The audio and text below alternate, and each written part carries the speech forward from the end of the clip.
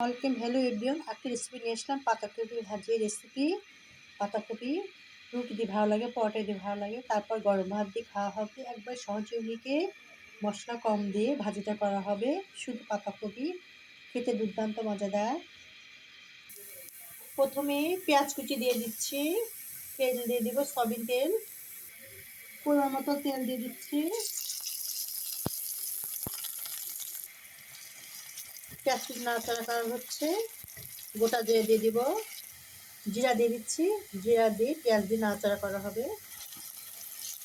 পেঁয়াজের সাথে জিরা নাড়াচাড়া করা হচ্ছে। সুন্দর দিয়ে দিচ্ছি লিটার চামচে 1 চামচ ধনের গুঁড়া, হলুদের গুঁড়া হাফ চামচ, 1 চামচ মরিচের গুঁড়া, 1 চামচ পরিমাণ মতো লবণ দিয়ে দিচ্ছি।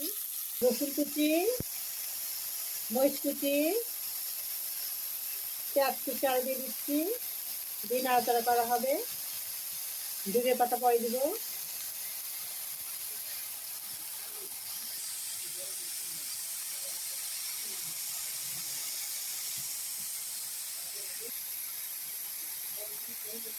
নাড়াচাড়া করা হচ্ছে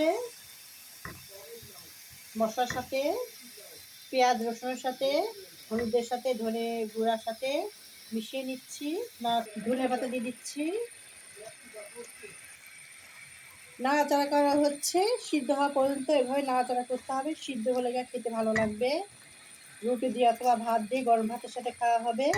পাতাকপি ভাজি অত্যন্ত মজাদার, খেতে অনেক ভালো লাগে। খুব পছন্দের একটা সবজি ভাজি করা হচ্ছে, খেতে অনেক ভালো লাগবে, সুস্বাদু লাগবে। দুপুরের জন্য একটা খাবার পাতাকপি ভাজি।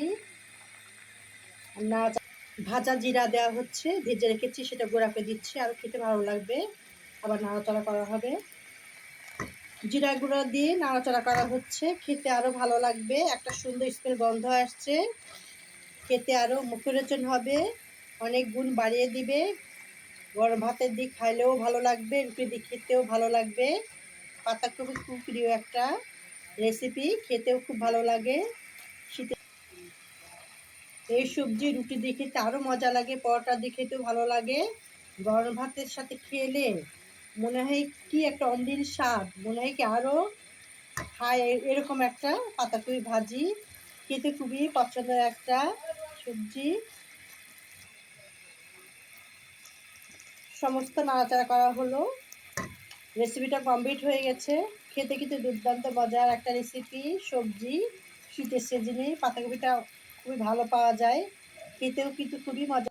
মাশাআল্লাহ, রেসিপিটা কমপ্লিট হয়ে গেছে। যারা ফেসবুকে দেখছেন তার ফলো দেবে, যারা ইউটিউবে দেখতেন তার সাবস্ক্রাইব বেল বাটন অন করবেন, পরবে নোটিফিকেশন ভিডিও যে আপনি দেখতে পারেন, লাইক করবেন, করতে পারেন।